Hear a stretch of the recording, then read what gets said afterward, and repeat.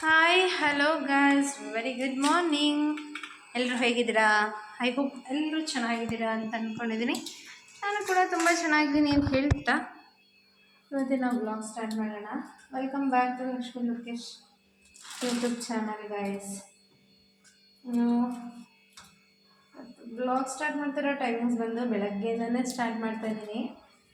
ರಿತಿಕ್ಷನ್ನ ಲೋಕಿ ಬಿಡಕ್ಕೆ ಹೋಗಿದ್ದಾನೆ. ಇದು ನೆನ್ನೆ ಹಳಸ್ಲೇನು ಕಿತ್ಕೊಂಡು ಬಂದಿದ್ರು, ಸ್ವಲ್ಪ ಫ್ರಿಜ್ಜಲ್ಲಿ ಇಟ್ಟಿದ್ದೆ. ಅದನ್ನು ಹಾಗೆ ಡೈರೆಕ್ಟಾಗಿ ತಿನ್ನೋದಕ್ಕಾಗಲ್ವಲ್ಲ, ಹಾಗಾಗಿ ಸ್ವಲ್ಪ ತಟ್ಟೆಗೆ ತೆಗೆದಿಡ್ತಾಯಿದ್ದೀನಿ. ಆ್ಯಕ್ಚುಲಿ ಇವತ್ತಿನ ಬ್ಲಾಗಲ್ಲಿ ಒಂದು ಇಂಪಾರ್ಟೆಂಟ್ ಥಿಂಗ್ಸ್ನ ಶೇರ್ ಮಾಡಬೇಕು ಅಂತ ಅಂದ್ಕೊಂಡಿದ್ದೀನಿ. ಅದು ಏನಪ್ಪ ಅಂತ ಹೇಳಿದ್ರೆ, ಗೋಲ್ಡ್ ಬಗ್ಗೆ ಒಂದು ಅಪ್ಡೇಟ್ಸ್ ಕೊಡಬೇಕು ಅಂತ ಅಂದ್ಕೊಂಡಿದ್ದೀನಿ. ಇನ್ನು ತಿಂಡಿಗೆ ರಿತಿಕ್ಷನ್ಗೆ ಆ್ಯಕ್ಚುಲಿ ಶಾವಿಗೆ ಮಾಡಿಕೊಟ್ಟಿದ್ದೆ. ನಮಗೆ ಸೊಪ್ಪಿನ ಸಾರು ಮತ್ತು ಅನ್ನ ಮಾಡ್ಕೊಂಡಿದ್ದೀನಿ. ಹೊಲದಲ್ಲೇ ಮಾಡಿರೋಂಥ ಸೊಪ್ಪಿನ ಸಾರು. ಒಂದು ಇಂಪಾರ್ಟೆಂಟ್ ಅಪ್ಡೇಟ್ಸ್ ಏನದು ಅಂದರೆ, ನೆನ್ನೆ ಆ್ಯಕ್ಚುಲಿ ನಾನು ಗೋಲ್ಡ್ ತೊಗೊಳೋದಕ್ಕೆ ಅಂತ ಹೋಗಿದ್ದೆ. ಗೋಲ್ಡ್ ತೊಗೊಳೋದಕ್ಕೆ ಅಂತಲ್ಲ, ಗೋಲ್ಡ್ ಅಂಗಡೀಲಿ ಸ್ವಲ್ಪ ವಿಚಾರಿಸೋಣ, ಒಡವೆ ಎಲ್ಲ ಎಷ್ಟಿದೆ ಏನು ಅಂತ ಅಂದ್ಕೊಂಡು ಹೋಗಿದ್ವಿ. ಅಲ್ಲಿ ನಮಗೆ ಒಂದು ಅಪ್ಡೇಟ್ ಏನಪ್ಪ ಬಂದಿದ್ದು ಅಂತ ಹೇಳಿದ್ರೆ, ಗೋಲ್ಡ್ ಪ್ರೈಸು ಎಷ್ಟಿದೆ ಏನು, ಈಗ ತೊಗೋಬೇಕಾ ಬೇಡವಾ, ನಾನು ಏನು ತೊಗೊಂಡು ಬಂದೆ ಅನ್ನೋದನ್ನು ಶೇರ್ ಮಾಡ್ತೀನಿ. ಮೊದಲಿಗೆ ಏನು ತೊಗೊಂಬಂದೆ ಅನ್ನೋದನ್ನು ಶೇರ್ ಮಾಡಿಬಿಡ್ತೀನಿ. ಸೊ ನೆನ್ನೆ ಆ್ಯಕ್ಚುಲಿ ನಾನು ಅತ್ತೆದು ಒಂಚೂರು ಸೈಡು ಮಾಟೆ ಇರುತ್ತಲ್ಲ, ಅದು ಮುರ್ಕೊಂಡಿತ್ತು. ಅದನ್ನು ಹಾಕಿ, ಇದು ಬರೀ 1 ಗ್ರಾಮಲ್ಲಿ ಇದನ್ನು ತೊಗೊಂಬಂದಿರೋದು. ಇದೆರಡು ಸೇರಿಸಿ 1 ಗ್ರಾಮ್ ಇದೆ. ಸೈಡ್ ಮಾಟಿ ತೋರಿಸ್ತೀನಿ, ಇದೆ ನೋಡ್ತಾ ಇರ್ಬೋದು. ಕಾಣಿಸುತ್ತಾ ಇಲ್ವಾ ಗೊತ್ತಿಲ್ಲ, ಹತ್ರದಿಂದನೇ ತೋರಿಸ್ತೀನಿ. ಸೊ ಇದು ಜಸ್ಟ್ ಅಂದರೆ ಇಲ್ಲಿಗೆ ಹಾಕ್ಕೊತಾರಲ್ಲ ಈ ಥರ ಸೈಡ್ ಮಾಟಿ, ಅದು ಹತ್ರದಿಂದ ತೋರಿಸ್ತೀನಿ ನೋಡಿ. ಸೊ ನಿಮಗೆ ಹೆಂಗೆ ಕಾಣುತ್ತೆ ಅನ್ನೋದು ಗೊತ್ತಿಲ್ಲ ಗೈಸ್, ತೋರಿಸ್ತೀನಿ. ಇಲ್ಲಿ ನೋಡ್ತಿರ್ಬೋದು, ಬಟ್ ಅದು ಕೈಯಲ್ಲಿ ಇಟ್ಕೊಂಡ್ರೆ ನೋಡಿ ಕಾಣಿಸುತ್ತೆ. 1 ಗ್ರಾಮಲ್ಲಿ ಇನ್ನೆಷ್ಟು ಒಡವೆ ಬರುತ್ತೆ ಹೇಳಿ. ಇದು ಇನ್ನೂ ಕ್ಲಿಯರಾಗಿ ತೋರಿಸ್ಬೇಕು ಅಂದರೆ ಇಲ್ಲಿ ನೋಡಿ, ಅದು ನಾನು ಮುಂದೆಯಿಂದ ಫ್ರಂಟ್ ಕ್ಯಾಮ್ರಾದಲ್ಲಿ ತೋರಿಸ್ತೀನಿ. ಸೊ ಇದನ್ನು ತೊಗೊಂಡು ಬಂದೆ. ಇವಾಗ ಗ್ರಾಮ್ ಬಂದು 12,250 ರೂಪಾಯಿ ಇದೆ. ವೇಸ್ಟೇಜು ಕೂಲಿ ಅಂತ ಎಲ್ಲ ಹಾಕಿದ್ರೆ 1 ಗ್ರಾಮಿಗೆ 14,500 ರೂಪಾಯಿ ಬೀಳ್ತಾಯಿದೆ. ಬಟ್ ಕೇರ್ಫುಲ್ಲಾಗಿ ತೊಗೊಳ್ಳಿ ಗೋಲ್ಡ್ ತೊಗೊಳುವಾಗ. ಯಾಕೆ ಅಂತ ಹೇಳಿದ್ರೆ, ನಾನು ಮೊದಲು ಒಂದು ಅಂಗಡಿಗೆ ಹೋಗಿದ್ದೆ. ಆ ಅಂಗಡೀಲಿ ಗ್ರಾಮ್ 12,500 ಅಂತ ಹೇಳಿದ್ರು. 1 ಗ್ರಾಮ್ ಇತ್ತು. ಸೊ ವೇಸ್ಟೇಜು ಕೂಲಿ ಎಲ್ಲ ಸೇರಿಸಿ 1 ಗ್ರಾಮಿಗೆ ಅವರು 13,500 ಅಂತ ನನಗೆ ಹೇಳಿದ್ರು. ಇನ್ನೊಂದು ಅಂಗಡಿಗೆ ಹೋದೆ. ಇನ್ನೊಂದು ಅಂಗಡಿಗೆ 1 ಗ್ರಾಮಿಗೆ 14,900 ರೂಪಾಯಿ ಹೇಳಿದ್ರು. 1 ಗ್ರಾಮ್ 12,200 ರೂಪಾಯಿ ಇದ್ದರೆ ವೇಸ್ಟೇಜು ಕೂಲಿ ಅಂತ ಹಾಕಿದ್ರೂ 1 ಗ್ರಾಮ್ಗೆ ಮಿನಿಮಮ್ 1,000 ರೂಪಾಯಿ ಅಷ್ಟೇ ಹಾಕಬೇಕಾಗಿರೋದು. ಅಲ್ಲಿಗೆ 13,250 ರೂಪಾಯಿ 1 ಗ್ರಾಮ್ ಬೆಲೆ ಇರಬೇಕು. ಇನ್ನೊಂದು 84 ಕ್ಯಾರೆಕ್ಟರ್ ಬೇರೆ, 916 ಬೇರೆ, ಆಲ್ಮಾರ್ಕ್ 24 ಕ್ಯಾರೆಕ್ಟರ್ ಗೋಲ್ಡ್ ಬೇರೆ. ಈ 3 ಗೋಲ್ಡ್ ಇರುತ್ತೆ. ಅವ್ರು ನಮಗೆ ಹೇಳಿದ್ದು 916 ಬಟ್ ವೇಸ್ಟೇಜು ಕೂಲಿ ಇದೆಯಲ್ಲ, ಅದರಲ್ಲಿ ಸಿಕ್ಕಾಪಟ್ಟೆ ದುಡ್ಡು ಮಾಡ್ಕೊಬಿಡ್ತಾರೆ. ಸೊ ನೀವು ತೊಗೊಳ್ಬೇಕಾದ್ರೆ ಸ್ವಲ್ಪ ಕೇರ್ಫುಲ್ಲಾಗಿ ತೊಗೊಳ್ಳಿ. 1 ಇಲ್ದಿದ್ರೆ 2 ಅಂಗಡಿ ವಿಚಾರಿಸಿ, 2 ಇಲ್ಲ ಅಂದರೆ 3 ಅಂಗಡಿ ವಿಚಾರಿಸಿ. ನಾನು ಫೈನಲ್ಲಾಗಿ ನಿನ್ನೆ ಇದು 1 ಗ್ರಾಮ್ ಗೋಲ್ಡಿಗೆ ನಾನು ತೊಗೊಂಡು ಬಂದಿದ್ದೆ ಅಂತಂದು 13,500 ಕೊಟ್ಟೆ.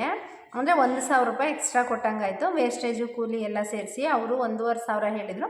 ಇಲ್ಲ, ನಾನು ಬಾರ್ಗಿಂಗ್ ಮಾಡಿ 1,000 ರೂಪಾಯಿ ಮಿನಿಮಮ್ ಕೊಟ್ಟಿದ್ದು. ಈ ಕಡೆ ಎಲ್ಲ ಹೆಂಗೆ ಅಂದರೆ, ನಮ್ಮ ಹಳ್ಳಿಗಳ ಸೈಡಲ್ಲೆಲ್ಲ ಒಂದೊಂದೇ ಅಂಗಡಿ ಇರುತ್ತೆ, ನಮಗೆ ವಿಧಿನೇ ಇರಲ್ಲ. ಅಂದರೆ ಇವಾಗೆಲ್ಲ ನಾವೇನಾದರೂ ಗೋಲ್ಡ್ ತೊಗೋಬೇಕು ಅಂದರೆ ಹಾಸನ ಸೈಡು ಅಥವಾ ಅರಸೀಕೆರೆಗೆ ಈ ಥರ ಹೋಗಬೇಕಾಗಿರುತ್ತೆ. ನಮ್ಮ ಸುತ್ತಮುತ್ತ ಹಳ್ಳಿಗಳಲ್ಲಿ ಒಂದೊಂದು ಚಿಕ್ಕ ಚಿಕ್ಕದ ಅಂಗಡಿ ಇಟ್ಕೊಂಡಿರ್ತಾರೆ. ಚಿಕ್ಕ ಪುಟ್ಟದಕ್ಕೆಲ್ಲ ಒಂದು ಮೂಗ್ಬಟ್ಟು ಬೇಕು ಅಂದರೆ, ಒಂದು ಸೈಡ್ ಮಾಟಿ ಬೇಕು ಅಂದರೆ, ಒಂದು ಕಾಲ್ ಚೈನ್ ಬೇಕು ಅಂದರೆ ಎಲ್ಲದಕ್ಕೂ ನಾವು ಸಿಟಿಗೆ ಹೋಗೋದಕ್ಕಾಗಲ್ಲ. ಆವಾಗ ಈ ಥರ ಅಂಗಡಿಗಳಿಗೆ ಹೋಗಬೇಕಾಗತ್ತೆ. ಅವ್ರು ನಮ್ಮ ಹತ್ರ ಈ ಥರ ಮಿಸ್ಯೂಸ್ ಮಾಡ್ಕೊಂಡ್ಬಿಡ್ತಾರೆ. ಇನ್ನು ಹಾಸನಲ್ಲಿ SRS ಜ್ಯುವೆಲ್ಸ್ಗೂ ಹೋಗಿದ್ವಿ. ನಾನು ಏನೋ ಒಂದು ನೋಡೋಣ ಅಂಥೇಳಿ. ಅಲ್ಲಿನ ಜ್ಯುವೆಲರ್ಸ್ ಶಾಪಲ್ಲಿ ಹೆಂಗಿದೆ ಅಂತ ಹೇಳಿದ್ರೆ, ಈಗ ಎಕ್ಸಾಂಪಲು ನಾವೇನಾದರೂ ವೇಸ್ಟೇಜು ಕೂಲಿ ಮೇಕಿಂಗ್ ಚಾರ್ಜು ಇವ್ಯಾವುದೂ ನಾವು ಆಗಲ್ಲ ಅಂತ ಹೇಳಿದ್ರೆ 10 ಗ್ರಾಮಿಗೆ 1 ಗ್ರಾಮು ಗೋಲ್ಡ್ ತೆಗಿತಾರೆ. ಅಂದರೆ ಈಗ 10 ಗ್ರಾಮಿಗೆ 12,250 ರೂಪಾಯಿ ಗ್ರಾಮ್ ಇರೋದು ಅಂತ ಹೇಳಿದ್ರೆ ಅದು 9 ಗ್ರಾಮ್ ಕೊಡ್ತಾರೆ, ನಮ್ಮ ಹತ್ರ 10 ಗ್ರಾಮ್ದು ದುಡ್ಡು ತೊಗೋತಾರೆ, ಆ ಥರ ಕೌಂಟ್ ಮಾಡ್ಕೊಬಿಡ್ತಾರೆ.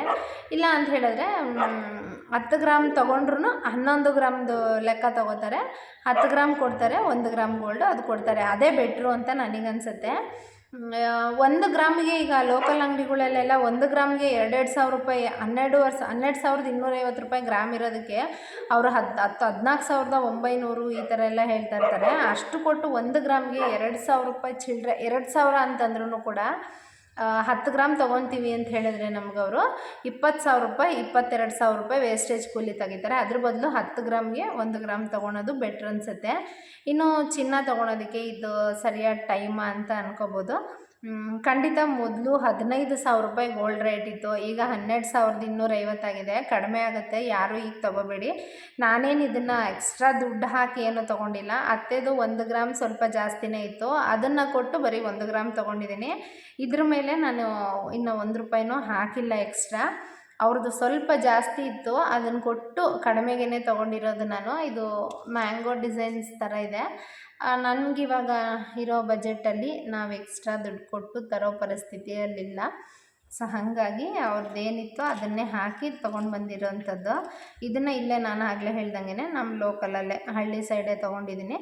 ನೀವು ಯಾರಾದರೂ ತೊಗೊಳ್ತೀನಿ ಅಂತ ಅಂದರೆ ಹಾಸನಲ್ಲಿ ಹೋಗಿ ಅಥವಾ SRS ಜುವೆಲ್ಸು, ನಿಮ್ಗೆ ಯಾವ್ದು ಬೇಕೋ ಅದು ಜಾಯಲುಕಾಸ್ ಇದೆ. ಇವಾಗೇನು ಹಾಸನಲ್ಲಿ ಸಿಕ್ಕಾಪಟ್ಟೆ ಜ್ಯುವೆಲರಿ ಶಾಪ್ಸ್ ಇದೆ, ಹೋಗಿ ತೊಗೊಳ್ಳಿ. ಆಮೇಲೆ ಈಗ ಸದ್ಯಕ್ಕೆ ತೊಗೋಬೇಡಿ, ಇನ್ನೂ ಕಡಿಮೆ ಆಗುತ್ತೆ.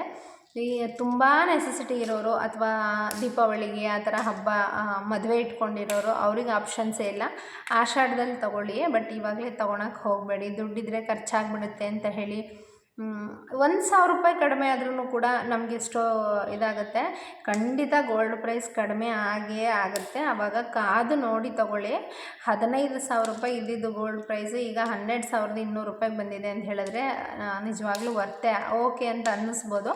ಬಟ್ ಇನ್ನೂ ಕಡಿಮೆ ಆದ್ರೇ ನಮ್ಮಂಥ ಮಿಡಲ್ ಕ್ಲಾಸ್ ಜನಕ್ಕೆ ಏನಾದರೂ ಒಂದು ತೊಗೊಳೋದಕ್ಕೆ ಸಾಧ್ಯ ಆಗುತ್ತೆ. ಆಷಾಢದ ನೋಡಿ, ದೀಪಾವಳಿಗೆ ಮದುವೆ ಇರೋರು ಮಾತ್ರ ಆಷಾಢದಲ್ಲಿ ತಗೊಳ್ಳಿ, ಇಲ್ಲಾಂದರೆ ವೆಯ್ಟ್ ಮಾಡಿ. ಅದಕ್ಕೆ ಅನಿಸುತ್ತೆ 1 ವರ್ಷ ಯಾರು ಚಿನ್ನ ಖರೀದಿ ಮಾಡಬೇಡಿ ಅಂತ ಹೇಳಿರೋದು ಅಂತ. ಹಂಗಂತ ಜಾಸ್ತಿ ಆಗಿಬಿಟ್ರೆ ಏನು ಮಾಡೋದು ಅಂತ ಹೆದರ್ಕೋಬೇಡಿ. ಖಂಡಿತ ಯಾವುದೇ ಕಾರಣಕ್ಕೂ ಜಾಸ್ತಿ ಆಗೋಲ್ಲ. 15,000 ರೂಪಾಯಿ ಇರೋದು ಈಗ 12,000 ರೂಪಾಯಿಗೆ ಬಂದಿದೆ ಅಂತ ಹೇಳಿದ್ರೆ ನನ್ನ ಪ್ರಕಾರ ಆವ್ರೇಜ್ 10,000 ರೂಪಾಯಿಗಾದರೂ ಬಂದೇ ಬರುತ್ತೆ ಗೋಲ್ಡು. ಯಾಕೆ ಅಂತ ಹೇಳಿದ್ರೆ ನಾನು ಲಾಸ್ಟ್ ಬ್ಲಾಗಲ್ಲೇ ಶೇರ್ ಮಾಡಿದ್ದೆ ಗೋಲ್ಡ್ ರೇಟ್ ಕಡಿಮೆ ಆಗುತ್ತೆ ಅಂತ. ನಿಮ್ಗೆ ಹೆಂಗೆ ಗೊತ್ತು ಅಂತ ಕೇಳಿದ್ರೆ, ನಾವು ಚಿಕ್ಕ ವಯಸ್ಸಿದ್ದಾಗಲಿಂದನೂ ಕೂಡ ನಾವು ಬೆಂಗಳೂರಲ್ಲೇ ಜುವೆಲ್ಸ್ ಪರ್ಚೇಸ್ ಮಾಡ್ತಾ ಇರೋದು, ಸಾಗರ್ ಜುವೆಲ್ಸ್ ಅಂತ. ಇದಿರೋದು ಬಂದು ಮಹಾಲಕ್ಷ್ಮಿ ಲೇಔಟಲ್ಲಿ. ಆ ಅಂಕಲ್ ನಮಗೆ ಹೇಳ್ತಾ ಇರ್ತಾರೆ, ಇಲ್ಲ ಇನ್ನು ಕಡಿಮೆ ಆಗುತ್ತೆ ವೆಯ್ಟ್ ಮಾಡಿ ಅಂತ. ಯಾಕೆ ಅಂತ ಹೇಳಿದ್ರೆ ಅವ್ರಿಗೆ ಗೊತ್ತಿರುತ್ತೆ. ಸಾಮಾನ್ಯವಾಗಿ ಕೆಲವು ಜುವೆಲ್ಸರಿ ಶಾಪ್ಸ್ ಅವ್ರು ಹೇಳ್ತಾರೆ, ನಮಗೆ ಗೊತ್ತಿಲ್ಲ ಅದು ಹೆಂಗಾಗುತ್ತೋ ಏನೋ ಅಂತ. ಬಟ್ ಅವರು ಪರ್ಚೇಸ್ ಮಾಡಿ ಇಟ್ಕೊಂಡಿರ್ತಾರಂತೆ. ಇವಾಗ ಇಷ್ಟು ರೇಟ್ ಇದ್ದರೆ ಇಷ್ಟೇ ರೇಟಲ್ಲಿ ಕೊಟ್ಟು ಅವರು ಪರ್ಚೇಸ್ ಮಾಡ್ಕೊಂಡಿರ್ತಾರೆ. ತೀರಾ ಕಡಿಮೆನೂ ಆಗೋಲ್ಲ, ತೀರಾ ಜಾಸ್ತಿನೂ ಆಗೋಲ್ಲ, ಒಂದು ಆ್ಯಾವ್ರೇಜಿಗೆ ಬರ್ಬೋದು ಅಂತ ಹೇಳಿದ್ದಾರೆ.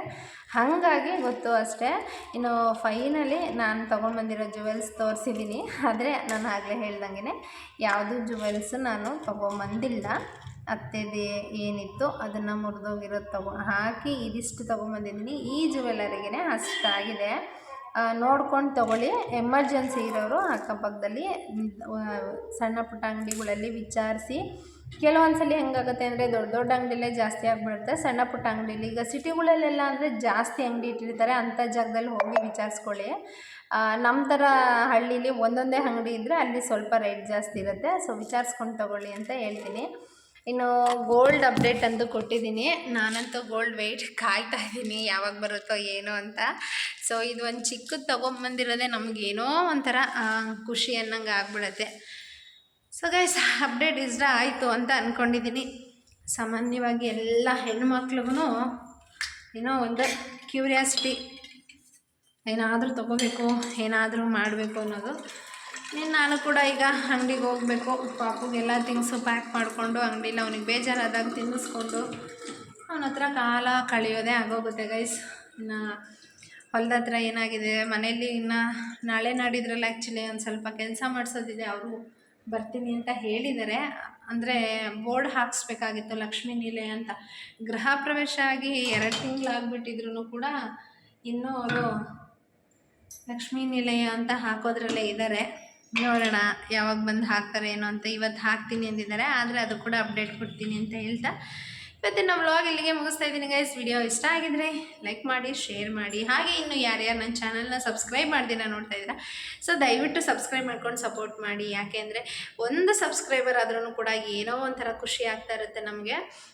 ಸಬ್ಸ್ಕ್ರೈಬರ್ ಆಗಿರೋದು ಕೆಲವರು ಅನ್ಸಬ್ಸ್ಕ್ರೈಬರ್ ಮಾಡ್ಕೊಂಡ್ಬಿಟ್ಟಿರ್ತಾರೆ. ಆವಾಗಲೂ ಕೂಡ ನಾನು ಏನು ಬೇಜಾರು ಮಾಡ್ಕೊಳಲ್ಲ, ಅದು ಅವ್ರ ಒಪಿನಿಯನ್ನು, ಅವ್ರ ಇಷ್ಟ. ಬಟ್ ನಿಮಗಿಷ್ಟ ಆದರೆ ಸಬ್ಸ್ಕ್ರೈಬ್ ಮಾಡ್ಕೊಂಡು ಸಪೋರ್ಟ್ ಮಾಡಿ ಅಂತ ಕೇಳ್ತಾ ಇವತ್ತಿನ ವ್ಲಾಗ್ ಇಲ್ಲಿಗೆ ಮುಗಿಸ್ತಾ ಇದ್ದೀನಿ guys. Bye bye, take care, love you all.